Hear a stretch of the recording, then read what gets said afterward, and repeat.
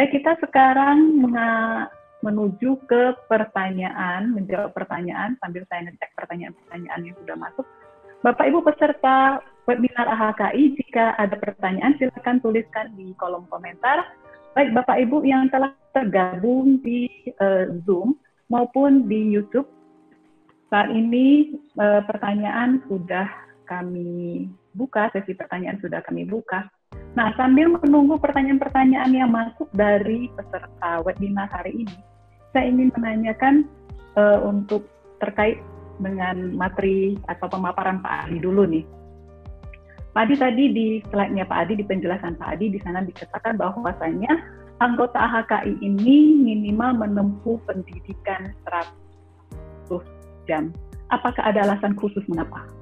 Ini saya bertanya dari sisi pandangan awam ya Pak Adi ya. Oke, terima kasih Christine. Jadi begini, standar yang digunakan oleh AHKI ini adalah standar yang mengacu pada American Council of Hypnosis Examiners.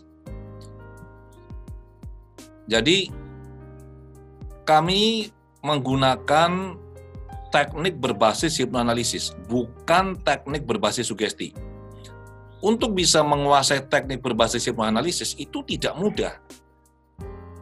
Belajarnya ini harus benar-benar mendalam, harus benar-benar mengerti cara kerja pikiran, sifat, dinamikanya, pikiran bawah sadar, kemudian bagaimana bisa menggunakan teknik yang tepat untuk bisa membantu klien mencari, menemukan, dan memproses akar masalah. Dari pengalaman saya sebagai pengajar, saya mengajar hipnoterapi mulai tahun 2008, dan sejak 2008 itu, pertama kali saya menyelenggarakan workshop hipnoterapi, standarnya saat itu sudah langsung 100 jam, saat itu. Sekarang ini menjadi 110 jam. Ya. Mengapa butuh waktu lama? Karena materinya kompleks dan tidak mungkin bisa dipelajari hanya dalam 1 atau 2 hari. Tidak mungkin. Bahkan mereka yang telah belajar 10 hari pun, itu kalau tidak dilakukan mentoring, tidak akan bisa benar-benar membangun kompetensi dengan baik. Itu sebabnya kenapa harus 110 jam sekarang, 10 hari ya, sebelumnya 9 hari.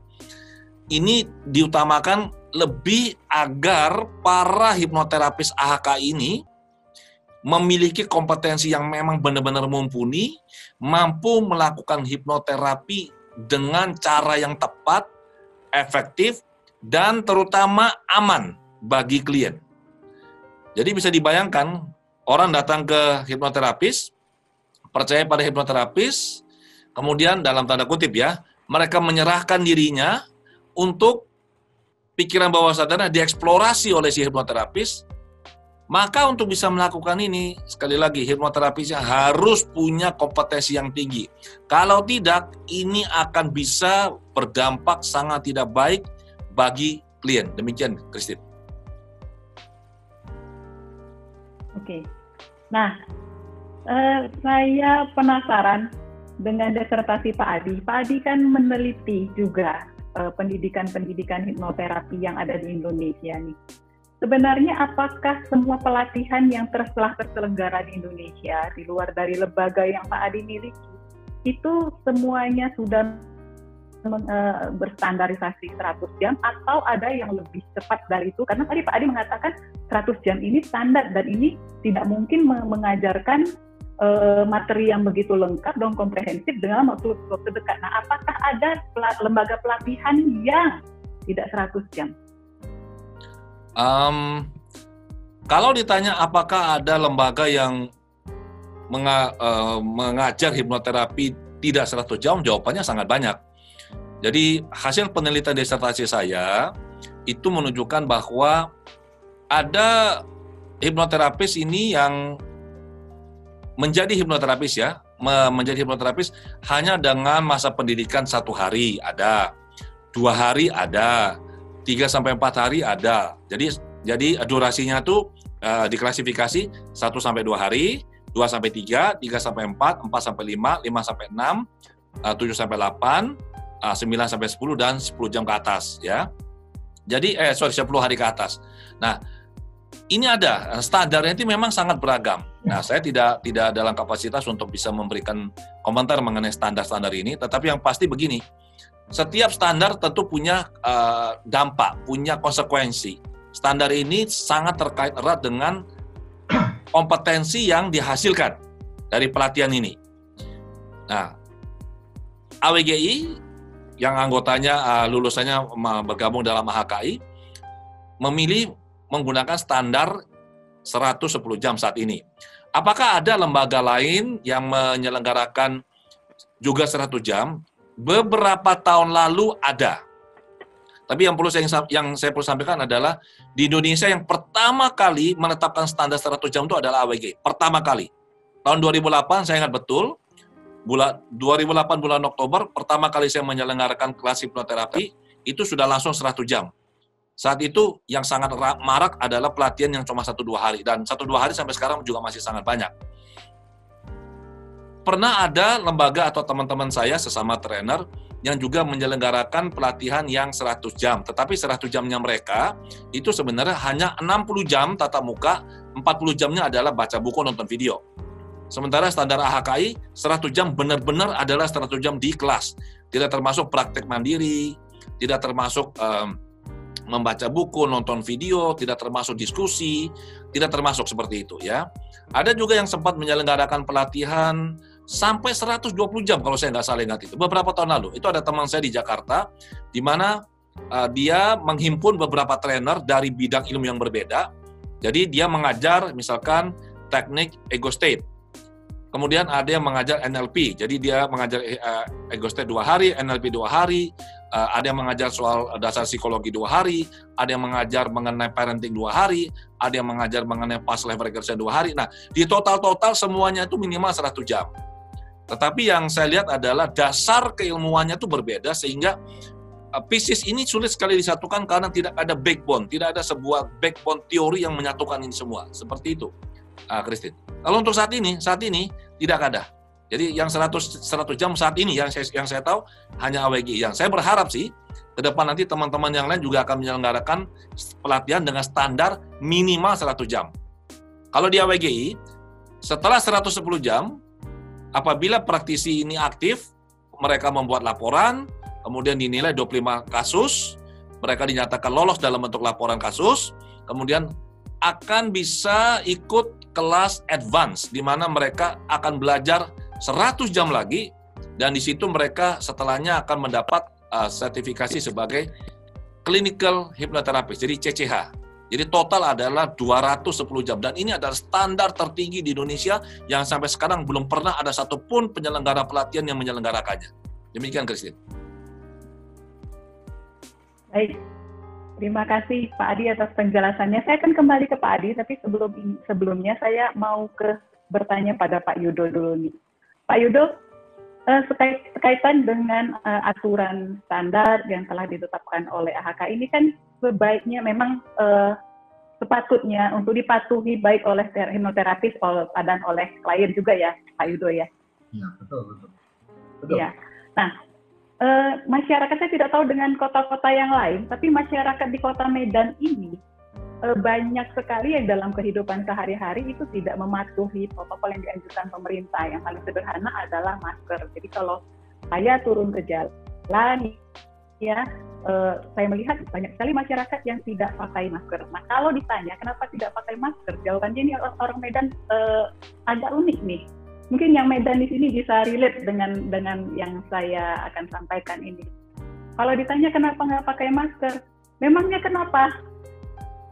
Nggak ada itu virus corona, sudah pulang di sini virus corona seperti itu, dengan dialek seperti itu ya. Nah, apabila klien ini setelah tadi kan ada wawancara awal dan sebagainya, begitu datang ke ruang terapi kemudian menolak untuk menggunakan masker, bagaimana sikap yang diperbolehkan oleh hipnoterapis ini? Apakah langsung mengusir ataukah dan seperti apa? Silakan Pak Yudo. Baik, jadi mengenai berkaitan dengan protokol, ini tentunya disusun dengan sebuah pertimbangan dan tujuan yang sangat baik. Kita tahu bahwa pandemik ini belum mereda di Indonesia. Bahkan di beberapa kota sudah mengarah ke zona merah. Nah, ini perlu ada sikap bersama. Kita perlu mendukung pemerintah dalam mengatasi pandemi ini dengan kedisiplinan diri. Tentu juga ini sangat memprihatinkan kalau masyarakat dimanapun itu, kalau tidak mengindahkan hal-hal yang sangat sepele, misalnya masker, cuci tangan, atau menghindari kerumunan. Ini tentu sangat disayangkan. Nah, kita sendiri sebagai hipnoterapis yang siap melayani, harus kita pastikan setiap hipnoterapis AHKI harus taat dan mengikuti anjuran pemerintah terkait dengan pencegahan COVID-19 ini. Ini yang pertama. Terus yang kedua, kalau klien kita datang dengan tidak disiplin bagaimana? Keputusan ada di hipnoterapis masing-masing. Jadi kita memiliki kemandirian, walaupun ini organisasi kita mewadai ya, tetapi kondisi real di lapangan, setiap hipnoterapis memiliki otoritas masing-masing mau menerima atau tidak. Kalau memang dirasa orang ini yang datang kepada kita bandel, tidak mau menggunakan masker atau tidak menggunakan masker, kita memutuskan kita mau terima enggak ya. Kalau dirasa karena enggak punya atau mungkin maskernya jatuh di jalan gitu ya, kita kasih dong, kita siapin masker. Tetapi kalau kita tahu bahwa dia tidak disiplin memakai masker dan kita ragu, ya kita boleh menolak dengan cara yang baik.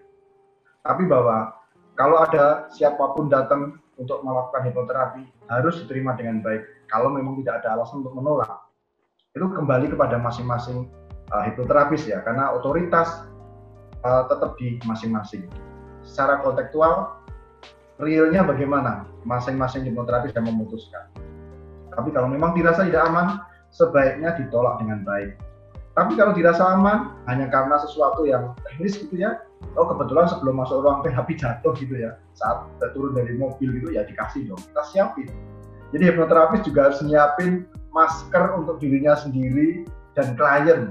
Siapa tahu udah pakai masker tapi sampai di ruang terapi sudah basah gitu ya, atau jatuh waktu cuci tangan, ya kita kasih dong. Itu klien kita, harus kita layani. Itu Bu Christine. Masker yang baru ya Pak Yudo ya, bukan masker yang dipakai oleh terapis ya? Oh iya, yang baru dong, yang baru, tentu yang baru. Dan three-ply, ini masker medis ya, jadi tidak boleh masker kain. Jadi kita standarnya juga masker medis yang three-ply. Karena kita ingin memastikan kita tidak memberi dampak kepada klien maupun klien terhadap kita, sehingga saling menjaga. Demikian Bu Christine. Baik, sungguh luar biasa pengaturannya sampai sedetail itu, bahkan hal-hal yang kecil pun turut dipikirkan juga. Sekarang saya kembali kepada Pak Adi. Pak Adi, di artikelnya Pak Adi menulis banyak sekali artikel. Saya ingat saya pernah membaca artikel tentang abreksi atau katarsis. Nah, ini abreksi dan atau katarsis itu kan pengungkapan atau pengekspresian emosi yang selama ini telah tertekan di pikiran bawah sadar. Nah, sehubungan dengan protokol yang baru ini di mana klien harus menggunakan masker, tentunya calon klien bertanya. Nah, salah satu pengekspresian emosi itu kan ada dengan menangis, bisa juga dengan berteriak. Nah, tentu calon klien juga bertanya, bagaimana ketika nanti harus menangis, apakah masker itu boleh dibuka, boleh saya buka, ataukah saya tetap mengenakan masker sambil saya mengeluarkan emosi-emosi yang negatif ini. Nah, calon klien bertanya seperti itu. Nah, yang kedua adalah saya tanya satu dulu deh. Silakan Pak Adi. Oke, jadi salah satu proses yang besar kemungkinannya terjadi ya. Jadi tidak selalu, tetapi umumnya terjadi pada saat hipnoterapis AHKI ini membantu klien memproses akar masalah, itu tentu dengan teknik regresi kan, dan itu ditemukanlah biasanya itu melewati rangkaian kejadian, ada 1, 2, atau 3, atau beberapa kejadian-kejadian sebelum akhirnya bertemu dengan kejadian paling awal yang disebut dengan ISE, Initial Synthesizing Event. Kejadian paling awal, ini yang kita sebut sebagai akar masalah. Nah, banyak kejadian akar masalah ini ternyata sesuatu yang sifatnya traumatik. Tentu saja kalau dia traumatik, dia bisa nangis, dia bisa mengeluarkan unek-uneknya. Kita sebagai hipnoterapis perlu memperhatikan ini ya. Apabila dia menggunakan masker three-ply, dari pengalaman sih sebenarnya itu nggak ada masalah. Karena menggunakan masker, kecuali kalau yang N95 ya, N95 itu kan cukup ketat itu. Kalau masker three-ply itu oke. Jadi klien itu bisa menangis atau bisa mengeluarkan suaranya dengan jelas. Kalaupun misalnya suatu saat nanti itu maskernya pada basah nih, dan klien nggak nyaman, kita bisa saja melakukan terminasi sesaat, kita bisa minta klien buka mata sebentar, kemudian kita berikan masker baru, kliennya yang suruh masang. Jadi ini sebenarnya tidak jadi masalah. Toh kalau klien itu menangis kan air matanya keluar dari atas tuh, bukan dari mulutnya kan. Kalau dari mulut tuh bukan menangis, itu namanya ngiler itu. Ya, jadi ini aman nih, Mas. Tidak ada masalah. Oke, tadi sehubungan tadi Pak Adi mengatakan bahwasannya proses hipnoterapi itu boleh diterminasi sebentar. Nah, apakah itu berarti nanti kliennya itu keluar? Nah, calon klien tentunya bertanya, lah nanti saya keluar kemudian terapi tidak efektif. Nah, bagaimana itu Pak Adi? Jujur ya, kondisi ini sebenarnya klien tidak akan pernah tahu sampai kita ungkap di sini, kan begitu. Jadi dalam proses terapi itu klien tidak akan pernah tahu itu. Oke, saya jawab. Ini bergantung kedalaman trans, kedalaman hipnosis yang dicapai oleh klien ya. Di Adi W. Gunawan Hypnotic Depth Scale, skala kedalaman hipnosis Adi W. Gunawan, itu saya susun tahun 2010, yang dijadikan acuan para hipnoterapis AWGI dan AHKI untuk bisa mengetahui kondisi kedalaman trans seorang klien. Di situ di kedalaman 24, di level 24 itu ada dinyatakan bahwa apabila seorang klien telah mencapai kedalaman 24 minimal, atau lebih dalam lagi, 25, 26, dan seterusnya, maka pada saat di kedalaman itu apabila klien diminta buka mata, maka klien bisa buka mata tanpa dia keluar dari kondisi hipnosis. Jadi itu istilahnya ability to open the eyes without affecting the trance. Ini bagi hipnoterapis AWGI dan AHKI tidak ada masalah. Kenapa? Karena dengan induksi yang digunakan, yaitu ADW Gunawan Induction atau ADI Induction yang digunakan oleh kami, maka klien itu dipastikan dia telah masuk ke kedalaman minimal 25. Biasanya 25, antara 25 sampai 30, klien ada di kedalaman itu.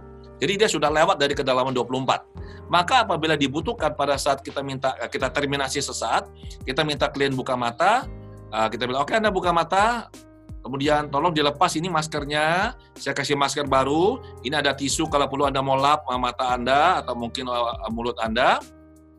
Kemudian setelah itu, kita lanjutkan terapinya. Nah, pada saat klien sudah pakai kembali maskernya, setelah kita terminasi sesaat ya, kemudian dia tutup mata lagi, ya itu kita lanjut saja terapinya. Itu kan seperti kita main ini, seperti lagi memainkan lagu, kita pause sebentar, setelah itu kita play lagi. Jadi sebenarnya tidak ada masalah, Christine. Demikian. Ya, baik. Terima kasih atas penjelasannya Pak Adi. Bapak Ibu peserta webinar AHKI, baik juga nanti peserta yang menyusul untuk menonton lanjutan di YouTube, sudah jelas ya. Jadi apabila meskipun membuka mata atau bahkan juga mengganti masker di tengah-tengah proses sesi terapi, itu tidak berarti langsung keluar dan kemudian proses terapi menjadi gagal. Nah, kenapa saya tanyakan ini? Karena banyak sekali orang-orang yang sudah teredukasi, tetapi masih memiliki pemahaman yang kurang tepat terhadap kedalaman hipnosis, sehingga seringkali tanpa sengaja melakukan penganuliran terhadap proses terapi, padahal proses terapinya tidak benar. Nah, seperti itu. Baik, saya melangkah kembali kepada Pak Yudo. Pak Yudo, ini kan kita ada tambahan protokol kesehatan yang baru untuk menjalankan ya, dijalankan oleh calon klien maupun juga oleh hipnoterapi, supaya calon klien tetap mendapatkan pelayanan hipnoterapi klinis dan kemudian hipnoterapis juga dapat memberikan pelayanan tetapi dengan yang apa. Nah, ini pertanyaan yang umum sih, yang biasanya pertanyaan ini diajukan oleh calon klien bahkan sebelum masuk. Sebenarnya sebagai seorang calon klien, apa saja yang harus dipersiapkan untuk menjalankan sebuah sesi hipnoterapi? Jika nanti mungkin Bapak bisa menambahkan kalau di masa pandemi ini apa yang harus disiapkan. Baik, terima kasih Bu Christine. Sebelumnya saya mau melengkapi tadi Pak Adi tadi. Jadi benar, jadi terminasi sementara itu bisa. Saya pernah melakukan terapi dan ketika dalam tengah-tengah terapi itu klien ngokok ke belakang, mohon maaf Pak, sama ke belakang gitu. Nah, Akhirnya dia ke belakang, kamar kecil, balik lagi, dan kita lanjutkan. Itu bisa. Jadi kalau sekedar hanya mengganti masker itu sangat mungkin dan sangat bisa. Itu aja. Oke, saya kembali ke pertanyaan tadi. Seseorang yang mau hipnoterapi, membutuhkan layanan hipnoterapi, tentu harus mencari dan menemukan dulu kepada siapa dia harus melakukan hipnoterapi. Kalau dia mengenal hipnoterapis, ya dia menghubungi hipnoterapis. Dan kalau memang tidak bisa dan mencari hipnoterapis AHKI, silakan menghubungi sekretariat AHKI yang jadi satu dengan HWGI ya. Persiapan apa yang diperlukan adalah tentunya dia tahu masalah apa yang akan diselesaikan. Jadi calon klien tahu saya punya masalah apa yang harus diselesaikan.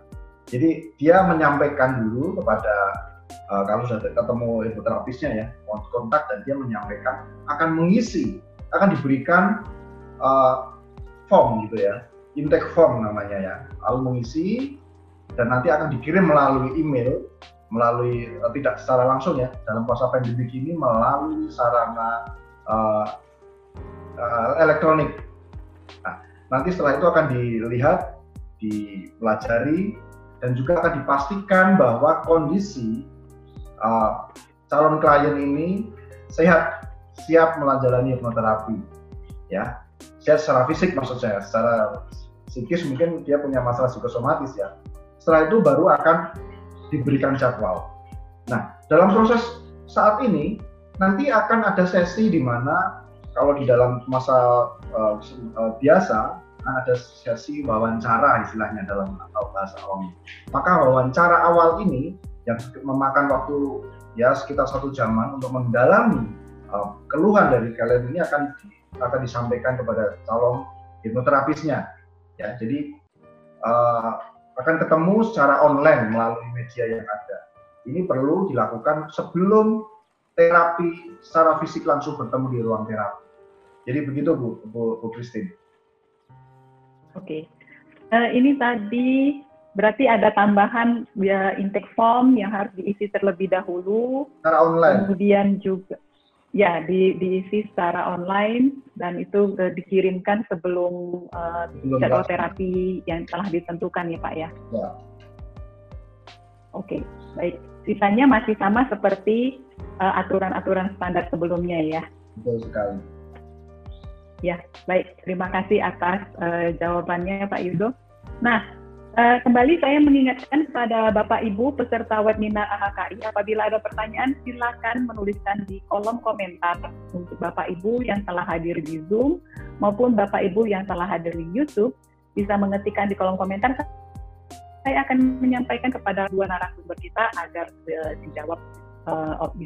dapat dijawab. Pertanyaan-pertanyaan bisa seputar dengan topik kita hari ini atau juga seputar tentang hipnoterapinya. Baik, sekarang saya bertanya, ingin menanyakan kepada, bentar. Sudah masuk pertanyaan, saya membaca pertanyaan yang masuk dulu ya, Bapak narasumber. Dari Ibu atau Bapak Ifrohati. Ya, makasih Pak, selalu menginspirasi. Maaf Pak, mau nanya kalau kita mau terapi berapa biayanya? Ya Pak. Oke. Ada yang menanyakan profesional fee para hipnoterapis. Mungkin Pak Adi bisa menjawab atau Pak Yudo bisa menjawab, silakan. Bisa juga saling menambahkan. Oke, terima kasih Christine. Terima kasih Ibu atas pertanyaannya. Jadi begini, AHKI punya standar Bu mengenai layanan dan juga tentu biaya terapi ya. Jadi rentangnya, range-nya itu antara 500.000 sampai 3 juta. Bergantung berapa lama sudah praktek si terapisnya. Ini kita bicara kompetensi ya. Kedua, apakah mereka telah membuat laporan kasus, kemudian apakah mereka telah praktek, katakanlah sudah lebih dari setahun atau 2 tahun ini. Jadi tergantung pada berapa banyak klien yang telah mereka bantu. Nah, range-nya yang pasti adalah rentangnya itu adalah mulai dari 500.000 sampai 3 juta per sesi. Tergantung terapisnya. Terapis pemula yang baru selesai pendidikan, itu range-nya antara 500 sampai 750 lah kira-kira. Tapi kalau yang sudah berpengalaman, yang sudah jam terbang sangat tinggi ya, itu bisa sampai 2 juta satu sesi, ada yang sampai 3 juta satu sesi. Jadi kurang lebihnya seperti itu. Ya, baik. Pak Yudo mau menambahkan? Terima kasih jawabannya Pak Adi. Pak Yudo mau menambahkan? Cukup Bu, saya pikir itu sangat jelas mengenai tarif tadi ya. Jelas. Tapi yang jelas ya. Mau saya sampaikan bahwa begini, bagi kami murah atau mahal sebagai hipnoterapis bukan tujuan kami adalah tentang ini. Karena faktanya semakin mahal, semakin cepat sembuh loh ya. Jadi kalau gratis malah nggak sembuh loh.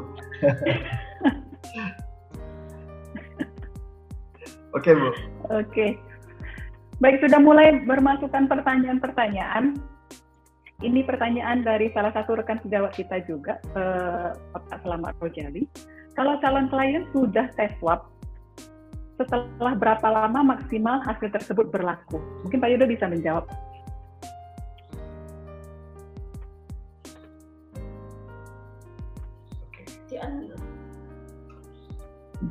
Jadi hasil swab itu hanya efektif selama 7 hari.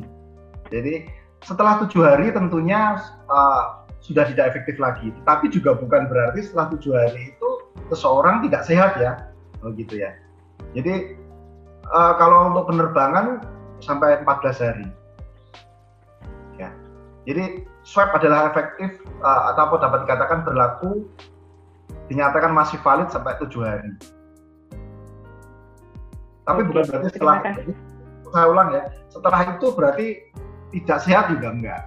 Tapi perlu dipastikan lagi kalau mau memastikan dengan swab lagi tentunya. Ya.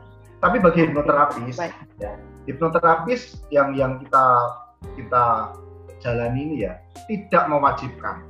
Selama hipnoterapis itu yakin bahwa calon klien sehat tanpa perlu adanya swab, ya tidak harus. Tetapi kalau memang merasa perlu swab dan klien itu merasa juga bersedia, bahkan menyediakan diri, Pak, saya sehat.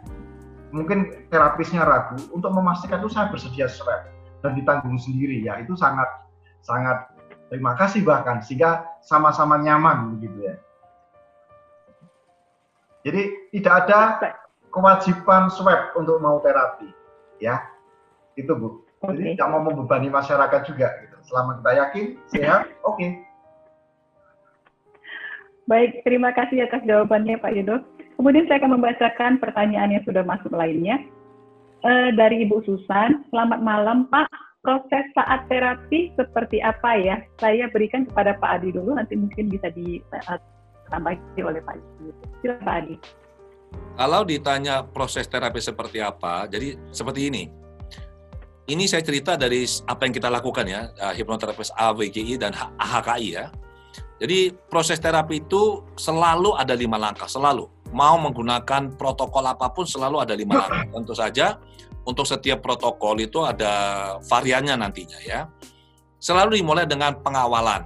Pengawalan itu tadi Pak Yudo sudah menjelaskan, kalau dalam kondisi normal ya, dalam kondisi normal, bukan kondisi pandemi saat ini, klien akan datang ke tempat terapis, kemudian mengisi intake form.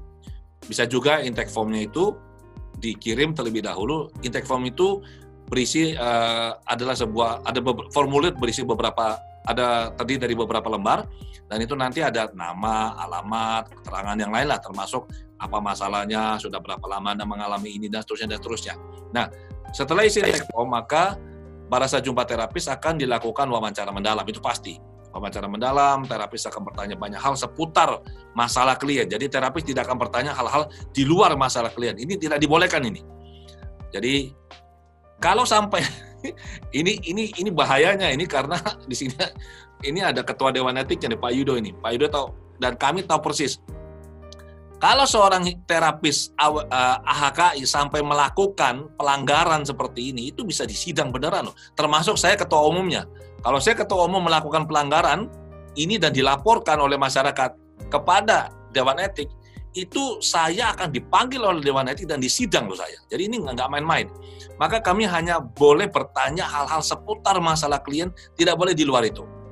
Setelah jelas semuanya, maka dilakukanlah proses yang disebut dengan induksi, menuntun seorang klien masuk ke kondisi hipnosis. Nah, ini ada teknik di sini. Dalam proses induksi tentu saja ada pendalaman, bagaimana seorang terapis membawa klien masuk lebih dalam lagi ke kondisi hipnosis. Kemudian setelah dilihat kedalamannya sudah cukup, dan ini ada standar, saya tidak akan ceritakan di sini karena akan terlalu teknis ya, maka terapis akan mulai melakukan proses terapi yang dibutuhkan untuk membantu klien. Nah, disinilah kita melakukan teknik hipnoanalisis, dan ini tidak bisa dilakukan secara sembarangan. Terapinya harus benar-benar teliti, cermat, runtut. Ada protokol yang harus diikuti, tidak boleh dilanggar. Jadi tidak bisa kita tiba-tiba mengatakan, oh akar masalah Anda yang ini, oh nggak bisa. Akar masalah ini diungkap oleh bawah sadar klien, bukan ditentukan oleh terapis dengan cara apapun. Ya, nah setelah jumpa akar masalah, diproseslah, tentu saja bisa terjadi abreaksi, bisa saja terjadi macam-macam. Setelah diproses tuntas clear, maka kalau versi dari AHKI, kami perlu memastikan bahwa terapi ini sudah benar-benar tuntas. Maka kami akan melakukan validasi ulang, kami melakukan pengecekan ulang. Belum tentu loh ya, dalam satu proses terapi itu setelah kita selesaikan akar masalah, ternyata tuh langsung clear, belum tentu. Dalam beberapa kasus itu terjadi, ada satu masalah, ternyata akarnya itu 2. Bayangkan, satu masalahnya sama, ternyata akar masalahnya itu ternyata ada 2. Jadi ada 2 jalur yang berbeda. Dan ini harus kita pastikan ditemukan dalam proses terapi. Nah, setelah kita lakukan pengujian, dicek segala macam sudah clear, barulah saat itu kita perlu melakukan pengakhiran. Kita melakukan bukan terminasi. Pengakhiran ini adalah kita mengakhiri satu sesi ini. Terminasi maksudnya adalah, walaupun sama-sama, jadi ini dibedakan pengakhiran sama terminasi. Terminasi adalah apabila kita sebagai terapis melihat klien sudah pasti clear masalahnya, dan klien juga merasa nyaman, kita bisa bilang, udah, tidak usah lagi ketemu saya. Masalah Anda sudah selesai. Itu namanya terminasi. Ya, jadi selalu ingat ada 5, pengawalan, induksi, pendalaman, proses terapi dilakukan di tahap keempat, kemudian kita melakukan pengakhiran. Seperti itu kurang lebih, Bu. Teknisnya seperti apa? Ini klien nggak perlu tahu lah. Jadi teknik adalah hal yang dipelajari oleh terapis, dipraktekkan dengan penuh tanggung jawab kepada klien, dan untuk klien alami. Dan setelah itu klien terima bersih, oke, dia sudah clear. Nah, kalau mau tahu apa yang terjadi sungguh-sungguh, Anda mau tahu secara detail, Anda perlu belajar ilmunya untuk menjadi seorang terapis, baru Anda bisa tahu. Demikian, Christine. Baik, terima kasih atas jawabannya Pak Adi. Dari Pak Yudo mau menambahkan sesuatu? Baik, jadi Pak Adi tadi sangat benar bahwa kita ada Dewan Etik, dan Dewan Etik ini tidak membedakan. Semua anggota memiliki hak, kewajiban, dan tanggung jawab yang sama. Siapapun itu yang melanggar kode etik, kami berkewajiban untuk melakukan pemeriksaan. Ini apa tujuan kita? Apakah kita ingin menghukum? Tidak. Kami ingin organisasi ini memiliki anggota-anggota yang memang memegang teguh kode etik. Dan sejauh ini kami sebagai Dewan Etik itu hampir dapat dikatakan tidak punya pekerjaan. Karena sejauh pengamatan ini, anggota HKI itu sangat disiplin, sangat memegang teguh kode etik. Jadi publik atau masyarakat tidak perlu lagi. Walaupun ada Dewan Etik sejauh ini mereka sangat-sangat memegang teguh. Dan ini apa kita lakukan? Tujuan kami adalah menjaga komitmen kami untuk melindungi masyarakat. Kemampuan hipnoterapis itu sangat luar biasa. Ilmu ini sangat luar biasa. Guru kami memberikan ilmu yang luar biasa. Dan ini perlu kontrol. Perlu kontrol untuk memastikan apa yang dilakukan. Implementasi dari ilmu ini benar-benar untuk kebaikan. Benar-benar untuk menolong orang. Nah, kalau terjadi penyalahgunaan tentu akan ada teguran-teguran dan bahkan pencabutan izin. Tapi sekali lagi saya katakan, kami bersyukur anggota AHKI sangat memegang teguh kode etik. Sehingga silahkan bagi masyarakat yang ingin menghubungi hipnoterapis di AHKI, tidak usah ragu. Kami akan selalu melakukan kontrol dengan baik. Demikian, Christine. Izinkan saya menambahkan sedikit ya. Teman-teman, apabila teman-teman melihat di situs ahki.or.id ya, Dewan Etik ini 7 orang, semuanya adalah hipnoterapis aktif, semuanya, tanpa terkecuali. Dan ini sangat penting sekali, kenapa? Karena apabila misalkan sampai terjadi adanya pelaporan, ya, dan kami bersyukur selama ini semuanya bagus ya jalan, teman-teman prakteknya sangat bagus seperti yang Pak Yudo sampaikan. Apabila misalkan sampai ada pelaporan, maka proses terapi yang dilakukan oleh si hipnoterapis ini akan diaudit oleh Dewan Etik. Tidak mungkin Dewan Etik bisa melakukan audit terhadap proses terapi kalau mereka bukan praktisi. Jadi mereka benar-benar menguasai ilmunya, mereka juga praktek rutin, membantu klien, sehingga mereka tahu betul mana yang praktek yang benar, mana yang ternyata praktek yang salah. Bisa saja misalkan ada kekeliruan yang mungkin klien tidak tahu loh kalau itu keliru, tetapi Dewan Etik akan tahu, karena mereka adalah praktisi, dan ini luar biasa. Itu sebabnya seperti saya bilang tadi, saya pun walaupun sebagai ketua umum tidak berani main-main, tidak berani. Karena dalam anggaran dasar kami dinyatakan bahwa itu boleh, masyarakat boleh melaporkan apabila mereka merasa dirugikan, dan mereka boleh melaporkan kepada Dewan Etik. Anda bisa email ke HKI, dan nanti email Anda akan diteruskan ke Dewan Etik. Tapi sekali lagi saya sangat bersyukur dan saya sangat berterima kasih. Para hipnoterapis HKI selama ini praktiknya sangat bagus. Mereka memegang teguh protokol, mereka tahu apa yang boleh, apa yang nggak boleh, apa yang benar, apa yang tidak benar. Ya, dan ini terus terang bisa dicapai karena teman-teman ini mereka mendapatkan pelatihan yang benar-benar intens. Itu sebabnya kenapa pelatihan itu harus minimal itu 110 jam. Kalau menurut standar HKI. Karena di dalam proses pendidikan tidak hanya diajarkan teknik, tetapi juga diajarkan masalah nilai-nilai, masalah kode etik, apa yang boleh, apa yang tidak boleh, risikonya di mana. Kalau misalkan teman-teman misalkan meminta bantuan hipnoterapis HKI, jangan kaget loh ya, apabila mungkin Anda ditolak oleh mereka. Ditolak bukan karena mereka tidak mau bantu, tapi mereka bilang, mohon maaf, masalah Anda ini di luar ranah keilmuan kami, di luar kompetensi kami untuk membantu Anda. Dan saya sendiri juga sering menolak klien, karena saya bilang, ini di luar kemampuan saya. Dan saya harus tahu di mana batasnya, seperti itu. Balik ke Christine. Ya, baik, terima kasih atas jawabannya Pak Adi. Tadi Pak Adi mengatakan apabila Bapak Ibu peserta webinar HKI berminat untuk mengetahui secara detail tentang proses terapi, silakan mengikuti kelas pelatihan hipnoterapi. Nah, ada pertanyaan yang masuk sehubungan dengan itu Pak Adi. Dari BHCC Hipnotis, mohon izin kalau untuk belajar hipnoterapi menghubunginya kemana ya Bu? Nah, di live saya, di online streaming saya, biasanya saya juga mendapatkan pertanyaan yang sama seperti ini, dan saya biasanya langsung memberikan jawaban. Apabila ingin belajar hipnoterapi, maka silakan belajar di lembaga pelatihan hipnoterapi terbaik di Indonesia, Adi Gunawan Institute of Mind Technology, nomor telepon 031 456 1827. Saya tidak tahu apakah Pak Adi punya jawaban yang berbeda dengan Pak Yudo, silakan kalau berbeda, silakan. Jawaban yang mana maksudnya ini? Jawaban nama lembaga hipnoterapi terbaik yang saya berikan kepada audiens saya biasanya Pak Adi. Kalau Pak Adi dan Pak Yudo punya jawaban yang berbeda, silakan menjawab. Saya tentu saja tidak boleh menyatakan apa yang Christine katakan ya, karena itu pasti ada namanya ada konflik of interest, itu pasti ada ya, dan juga saya pasti bias ya. Yang jelas begini teman-teman, kalau teman-teman mau belajar hipnoterapi, Anda pastikan satu. Saya baru posting di Facebook saya tadi sore, sertifikat 8 kompetensi. Sertifikat itu tidak penting teman-teman, saya beritahu. Sertifikat adalah tanda kesertaan seseorang. Sertifikat menyatakan seseorang telah selesai, telah mengikuti pelatihan dalam kurun waktu tertentu di tempat tertentu oleh orang tertentu.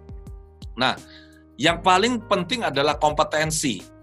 Saya kebetulan adalah orang yang percaya betul bahwa kompetensi untuk menjadi seorang hipnoterapis yang benar-benar mumpuni tidak bisa dibangun dalam waktu 1-2 hari. Tidak bisa. Kenapa? Karena pengalaman belajar saya menyatakan begitu. Saya belajar menghabiskan uang, biaya, waktu, tenaga sangat banyak Saya ngambil CCH-nya di Amerika loh. Dan itu 1,5 bulan nggak pulang Indonesia. Anda bayangkan, itu karena saya mengambil, itu CCH saya 300 jam itu dari American Council of Hypnosis Examiners. Maka apabila misalkan teman-teman mau belajar hipnoterapi yang berbasis sugesti, nah ini bisa dipelajari dalam waktu 2 hari. Ini menurut pendapat saya teman-teman ya, Anda bisa saja tidak setuju, it's okay, ini pendapat saya. Tapi apabila Anda mau belajar teknik regresi, teknik EP, bagaimana misalkan bisa melakukan regresi dengan benar, bagaimana bisa mengatasi trauma dengan cepat, bagaimana bisa melakukan restrukturisasi pikiran bawah sadar dengan efektif. Dari pengalaman saya pribadi mulai belajar hipnoterapi tahun 2005 dan praktek mulai tahun 2005, sampai sekarang, tidak mungkin ini bisa dipelajari hanya dalam waktu 2 hari, dan kalau dipelajari bisa, ini ada kalimat berikutnya, dan si hipnoterapis ini bisa punya kompetensi yang bagus sesuai dengan yang diharapkan. Ini tidak mungkin bisa. Jadi pengalaman saya mengajar hipnoterapi sekian tahun, mulai tahun 2008, menyatakan bahwa kompetensi hipnoterapis ini hanya bisa dibangun, 1, lewat standar yang ketat, kurikulum yang jelas, lama masa studi harus jelas, kemudian harus dilakukan mentoring berkelanjutan. Di AWGI dan AHKI kami punya grup ya, khusus di AWGI kami ada grup Telegram, di mana seluruh hipnoterapis lulusan AWGI itu bergabung di dalam grup ini.